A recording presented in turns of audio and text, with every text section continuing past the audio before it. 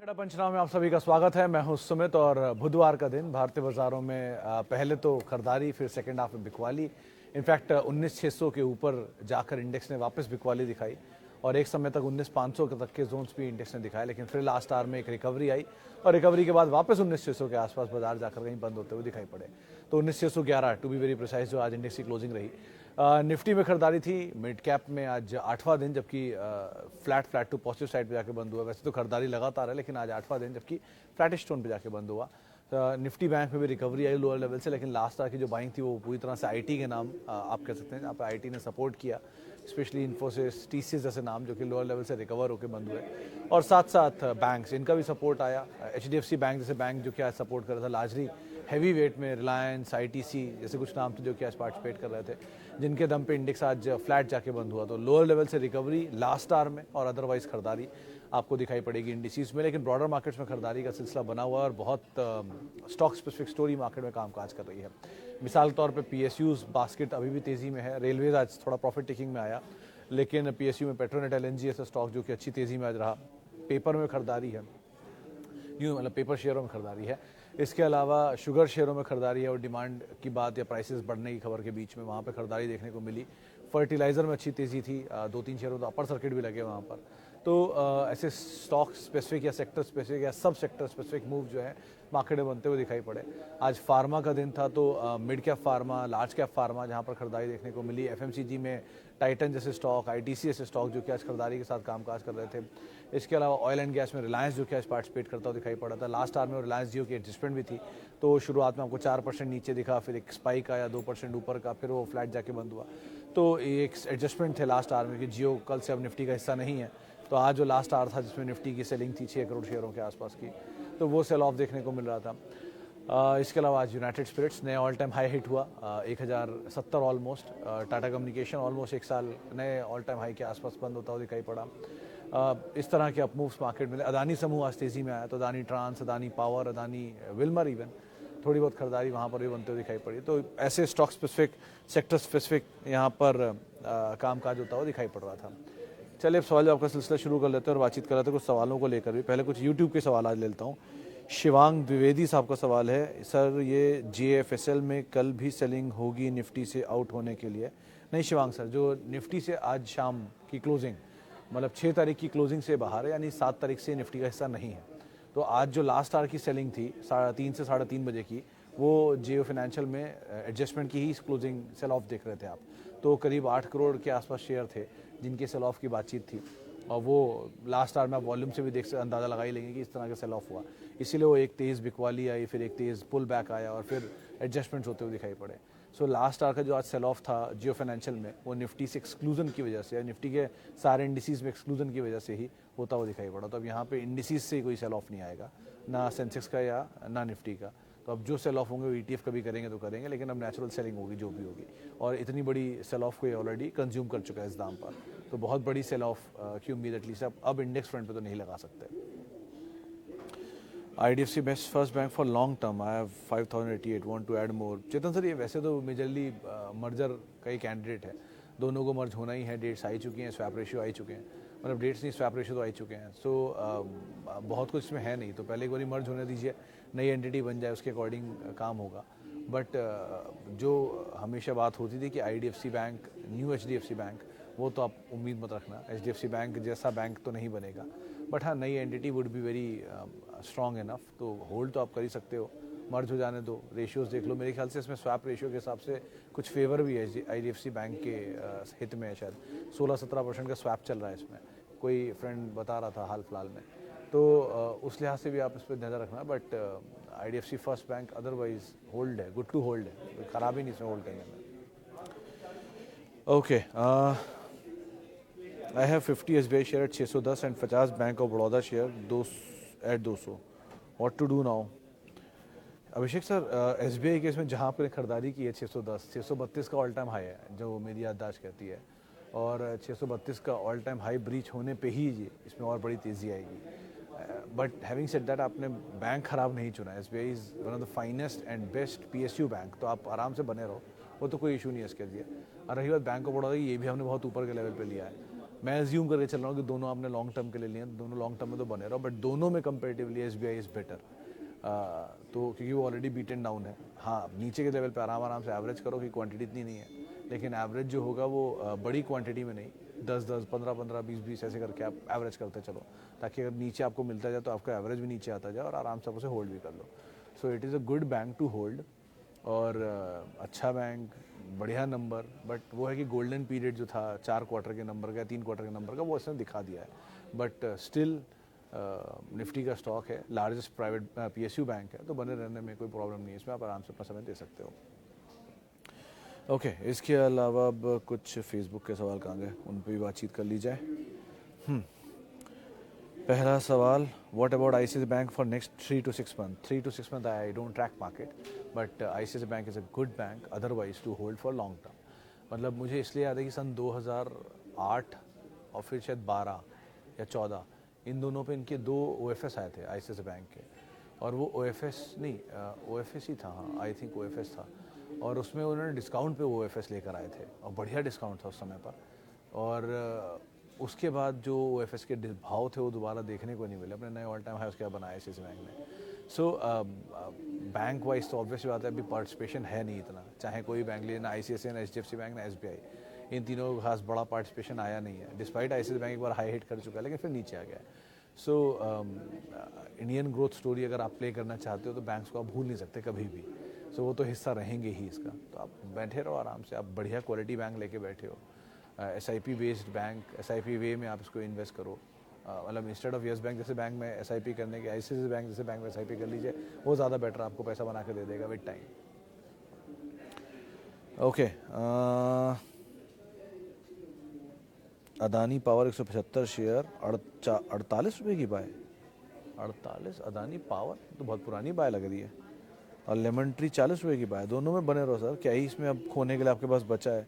At least Adani के इसमें तो अब नंबर आने शुरू हुए हैं, ठीक, तो अभी तो आप बने रहो, मतलब आज भी 450 रुपये मैंने दाम, जहाँ तक मेरी याददाश्त कह रही है 448 450 रुपये दाम देखा था, तो बने रहो, 10 टाइम तो आपको ऑलरेडी मिल रहा है। और अगर आपको लग रहा है कि नहीं मैं बिल्कुल रिस्क नहीं लेना चाहता तो 15 शेयर 10 शेयर ही बेच दो, आपका तो कैपिटल ऐसे ही निकल आएगा, तो कैपिटल तो फ्री ही है ऑलमोस्ट आपके लिए, बने रहो। और लेमन ट्री भी, इनफैक्ट ये इंडियन होटल के बाद लार्जेस्ट नंबर ऑफ होटल्स इन्हीं के हैं। एक इंटरेस्टिंग फैक्ट मैं क्योंकि पढ़ रहा था तो मुझे याद आ गया, वरुण बेवरेजेस जो कंपनी है, तो वरुण बेवरेजेस के जो पेरेंट हैं RJ कॉर्प, जिनके अंडर में दोनों कंपनियां आती हैं, देवयानी भी और वरुण भी, तो RJ कॉर्प की करीब 4% होल्डिंग है लेमन ट्री में, और वो बहुत समय से उसे होल्ड कर रहे हैं, उनकी होल्डिंग मेदांता में भी है और लेमन ट्री में भी है, वो होल्डिंग इसलिए वो इंटैक्ट कर रखे हुए हैं कि उनको प्रॉस्पेक्ट दिख रही है दोनों कंपनियों में। सो आप आराम से बने रहो, ऐसे कोई ख़राबी नहीं है, दोनों कंपनियां अच्छी हैं और आपके भाव भी बहुत नीचे के हैं, तो आपको कोई दिक्कत नहीं है, आप किसी और धंधे को देखो, ये तो फ्री के ही शेयर है, इनको तो छोड़ ही दो आप।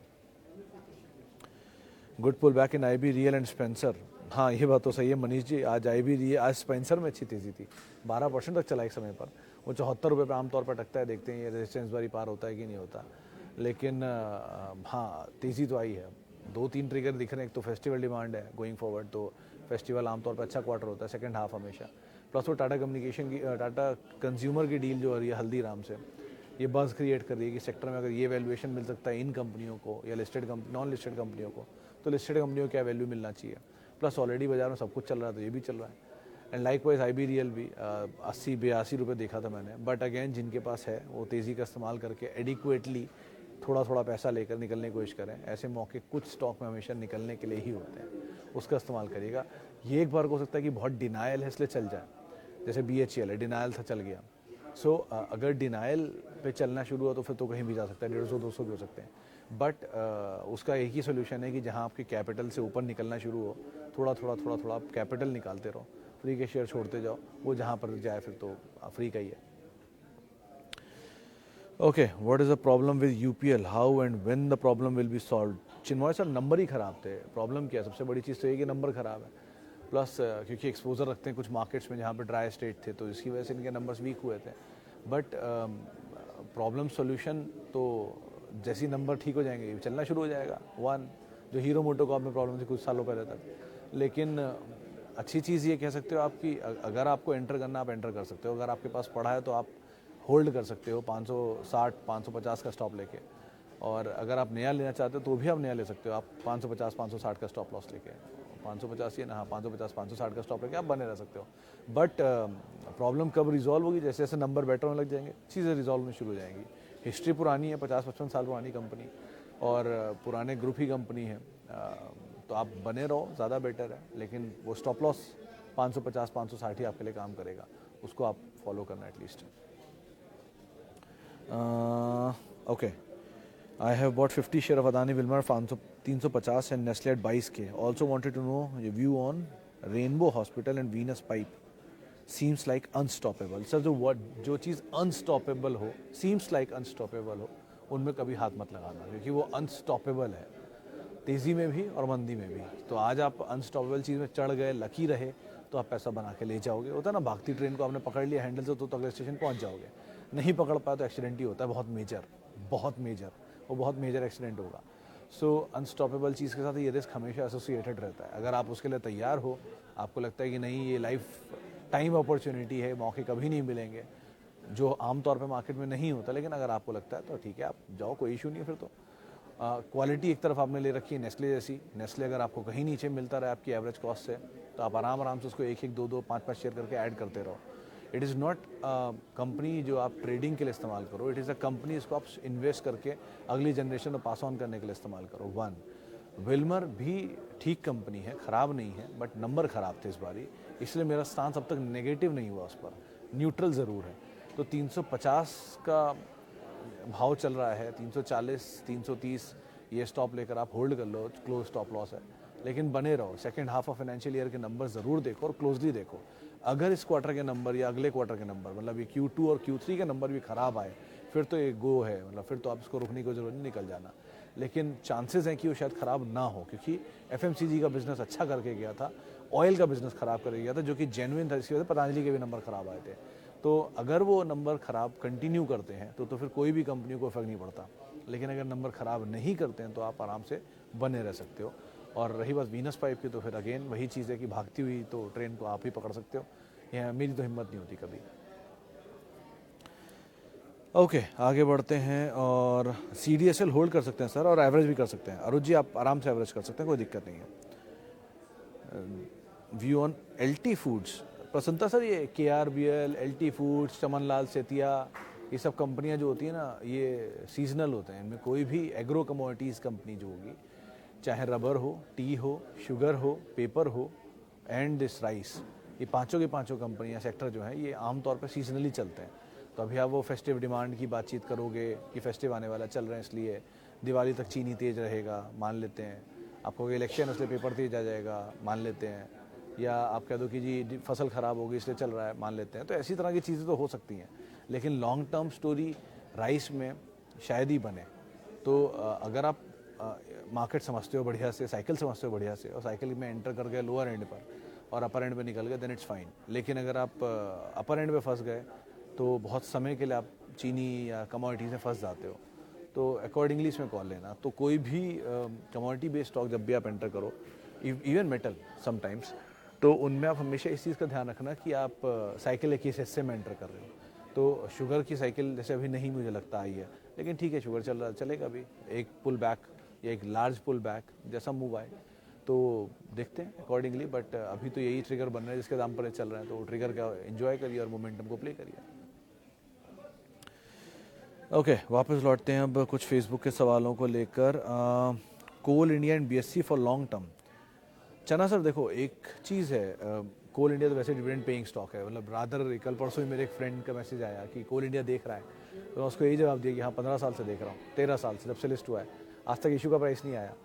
तो बोलता है नहीं मेरे को तो डिविडेंड दे दिया उसने और कॉस्ट निकाल दी। मैंने कहा ठीक है, डिविडेंड दे दिया, कॉस्ट निकाल दी, अगर ये तेरी एक्सपेक्टेशन थी देन इट्स फाइन। लेकिन अगर ये एक्सपेक्टेशन नहीं थी तो कोई बड़ा रिवॉर्ड नहीं जनरेट करके दिया उसने। तो शायद मतलब सन 2011 अगस्त में कोल इंडिया देश की सबसे बड़ी कंपनी बनी थी, उसके बाद से वो दिन आज तक नहीं आया, और वो भाव भी कभी नहीं आया जो कोल इंडिया ने दिखाया। ये बिना स्प्लिट बोनस के ये दाम आप देख रहे हो, मेडन दाम है इसका। तो डिविडेंड पे ऑफ के लिए बढ़िया कंपनी है, मोमेंटम बढ़िया मिल रहा है, आप एंजॉय करिए। देश की लार्जेस्ट कोल कंपनी तब भी थी, देश की लार्जेस्ट कोल कंपनी आज भी है। 80% देश का जो पावर जनरेशन कोल है थर्मल का, वो तब भी जनरेट करके देती थी, आज भी देती है। ये बिटुमिनस कोल या फिर जो कह लीजिए कि क्वालिटी ऑफ कोल तब भी इन्फीरियर था, आज भी इन्फीरियर है, तो उनमें कोई बदलाव नहीं आया। लेकिन ठीक है, आजकल स्टोरी चल रही है पीएसयू की, तो बढ़िया चलने दीजिए, कोई दिक्कत नहीं। तो इसलिए आप बने हो तो बने रहो, और डिविडेंड पे ऑफ होता ही अच्छा, तो उसको आप इन्जॉय करो। और रही बात आपकी दूसरी पोजीशन की बीएससी की, तो हाँ वो एक खबर चली है ना कि बीएससी में मर्जर होगा। वो मर्जर नहीं है, पहली चीज़ एक यूनिफाइड लाइसेंस होगा, एक एक्सचेंज होगा, उसकी अगर आप लाइसेंस ले लोगे तो एनएससी बीएससी दोनों के लाइसेंस आपको मिल जाएंगे। क्योंकि अगर वो मर्जर होगा तो सिचुएशन बहुत अलग होगी, क्योंकि मर्जर होते ही एनएससी और बीएससी का मर्जर होना मतलब उनके दाम सेम देना, तो एनएससी का आईपीओ चला जाएगा, ऐसा कुछ नहीं हो रहा। इसलिए तो ये सिर्फ यूनिफाइड लाइसेंस देने की बात है, जिसको दो एक्सचेंज के मर्जर की कहानी बना लिया है। सो आप इसको ऐसे समझें, तो BSC on otherwise on good to hold है, बट चला बहुत है। पहले वो एडजस्टमेंट से पहले चला, फिर एडजस्टमेंट हुआ, फिर दोबारा चल के 1200-1250 आ गया। सो चला बहुत है। तो अगर आपको पैसा बन रहा है तो पैसा थोड़ा सा आप निकाल लेना, कैपिटल अपना प्रोटेक्ट कर लेना, और बाकी टाइम में आप बने रहो। दो कंपनी अच्छी है, बट चला है तो थोड़ा रिस्क रहता है हमेशा। अपार इंडस्ट्रीज करंट लेवल पे ऐड करना चाहिए कि 2880 की बाइंग है सर, 2880 की बाइंग, और 4800 आज मैंने देखा था दाम। तो 2000 रुपये ऊपर जाके एवरेज करने की क्यों जल्दी आप मचा रहे हो? इतनी की ऐसी कंपनी हो गई है जो 2000 रुपये ऊपर। दो इस कंपनी का मल्टीपल आज भी 27 है, और वैल्यू अभी भी है इसके अंदर, बट आपका एवरेज बहुत नीचे का है, तो आप एवरेज ख़राब कर लोगे अपना। अगर 4800 पे बाय करोगे तो 3800 पे तो एवरेज आ जाएगा, तो एवरेज क्यों ही ख़राब करना। इंस्टेड आप अगर बहुत आपको लग रहा है क्वांटिटी कम है तो थोड़ा बहुत एवरेज कर लो, वरना नए किसी अकाउंट में ले लो थोड़ा सा, ताकि नीचे आए तो वहाँ पर आप एवरेज करते रहो। लेकिन मतलब कंपनी अच्छी है, गुड टू होल्ड है, गुड टू बाय इवन है, लेकिन आपके लिए क्योंकि कॉस्ट बहुत नीचे की है तो आपका एवरेज ख़राब हो जाएगा, उसमें पढ़ने चक्कर नहीं पड़ता। ऐसा कुछ नहीं है सर, बाजार भागा जा रहा है, ये इंडिया की स्टोरी ख़त्म नहीं हो रही, ये 10 साल की स्टोरी है। 10 साल में 50 बार बाजार नीचे आएगा, तब आप ऐड कर लेना, कहाँ भागी जा रही हैं चीज़ें। कोई ना कोई रीज़न के साथ बाजार आपको नीचे मिलेगा। अब अगस्त ये मार्च में जब बोलता था लेने की सिचुएशन है, तब सब बेच रहे थे। अब सब बोल रहा हूँ बेचने की सिचुएशन है और सब ले रहे हैं। सो थोड़ा संभलो इस चीज़ को कि पैनिक स्टेट में बाज़ार में माल छोड़ा जाता है, बाय नहीं किया है, तो सबसे अच्छी स्टोरी पैनिक स्टेट में ही आती है किसी भी चीज़ को लेने के लिए। तो उसका आप ध्यान रखना, यहाँ से बहुत ज़्यादा अपसाइड नहीं बचेगा, बहुत ज़्यादा डाउन साइड ज़रूर खुल सकता है। Which one is better? CDSL is better, see CAMS और CDSL कंपैरिजन में। अदानी ट्रांसमिशन बाइंग लेवल 813 पर है, 123 share for long term. Manish sir hold कर सकते हो, 760 आपका स्टॉप लॉस होगा, close stop loss, crucial stop loss is 760। अगर उसके नीचे 800 के आसपास, 790 780 के आसपास मिल भी जाए तो आप और ऐड भी कर सकते हो, बट अगेन हर सिचुएशन में आपका स्टॉप लॉस 760, मैक्सिमम 750 रहेगा, इससे नीचे मत जाना। ओके, PVR में 12% प्रॉफिट मिल रहा है, 1800 रुपये पे। कॉल राइटर नहीं काट रहा है पोजीशन। ओह अरूप जी, आप कॉल राइटिंग कर रहे हो, फिर तो मैं गलत आदमी हूँ, इसके लिए आप फिर मैं ऐसे बात करने का मतलब ही नहीं। मैं फंडामेंटल एनालिस्ट, मैं स्टोरीज पढ़ता हूँ, पुरानी हिस्ट्री पढ़ता हूँ, फंडामेंटल व्यू रखता हूँ और लॉन्ग टर्म व्यू रखता हूँ। कॉल राइटिंग आप देख रहे हो तो मैं क्या ही बता पाऊँगा इसके बारे में। कॉल राइटर बैठा है तो इसका मतलब जो तेज़ी है वो कैप्ड है। और कॉल राइटिंग के केस में सर ज़्यादा अच्छी कॉल राइटिंग आपको तब तक समझ में आएगी जब आप नीचे के शेयर लेके चलोगे और साथ साथ इन द मनी कॉल बेचोगे। एक स्ट्रेटेजी होती है अपने प्रॉफिट्स को हेज करने की और रेगुलर इनकम की, वो टफ स्ट्रेटेजी और बहुत बड़े स्केल पर होती है, तो इसलिए इस स्केल पे उस पर बात करने को मतलब नहीं बनता, तो आई एम सॉरी। ओके, और sir I want to add more TCS, current level ठीक है यार, थोड़ा वेट करें। पहले 600 शेयर हैं, 2880 की एवरेज है, वेरी नाइस अनिल जी। थोड़ा सा ऐड कर सकते हो, मतलब मेरा ऐसा पर्सनल फील है कि TCS एंड IT का ये मंथ हो सकता है, क्योंकि मतलब सो फार मैं कम ही गलत पढ़ता हूँ, लेकिन ऐसा मेरा गट कह रहा है कि थोड़ा सा चलना चाहिए, बिकॉज कंसिस्टेंटली अंडर परफॉर्मर रहा है और कंसिस्टेंटली IT प्रेशर में रहा है, and everybody is now forgetting about this sector. तो जहाँ पर सवाल कम आते हैं पब्लिक के, जहाँ पे बातचीत कम होती है सेक्टर के बारे में, वहाँ ज़्यादा तेज़ी आती है। तो अभी सब तरफ है IT, सब तरफ है रेलवे, सब तरफ है PSU, सब तरफ है पेपर, शुगर, कमोडिटीज़, तो यहाँ पे बातचीत करना, ऑटो इवन, फार्मा रादर, तो लग रहा है कि यहाँ पे थोड़ी बहुत तेज़ी आनी चाहिए, स्पेशली लार्ज कैप IT में एंड स्पेशली TCS में। तो नज़र रखिए, मुझे लग रहा है चलना चाहिए, तो आप यहाँ थोड़ा बहुत एवरेज कर सकते हो, कोई दिक्कत नहीं है। जैसे आपकी एवरेज नीचे की तो रिस्क तो है आपके साथ, लेकिन ठीक है 2900 है तो आप खींच खाच के 3000 3,500 तक पहुँच ही जाओगे, तो आप उस हिसाब से देख सकते हो। ओके, देवयानी केस में सर थोड़ा चला स्टॉक है, दो ये कंपनी अच्छी है, ग्रुप अच्छा है, तो आप बने रहो, ज़्यादा बेटर है। चलिए इतने सवालों में शामिल करूंगा, माफ़ी उन सभी लोगों से जिनसे बातचीत नहीं हो पाई। बहुत बहुत शुक्रिया उन सभी लोगों का जिन्होंने सवाल पूछे, और आपसे मुलाकात हुई कल गुरुवार के दिन। आप मेरे साथ जुड़ सकते हैं @सुमित रिसर्च मेरा ट्विटर हैंडल है, और बाकी सारे सोशल मीडिया हैंडल है। और किसी भी निवेश से पहले अपने वित्तीय सलाहकार की राय ज़रूर ले लें, और आवाज़ सवाल पूछना चाहते हैं तो CNBC आवाज़ के यूट्यूब पेज और फेसबुक पेज पर आप सवाल पूछ सकते हैं। नमस्कार।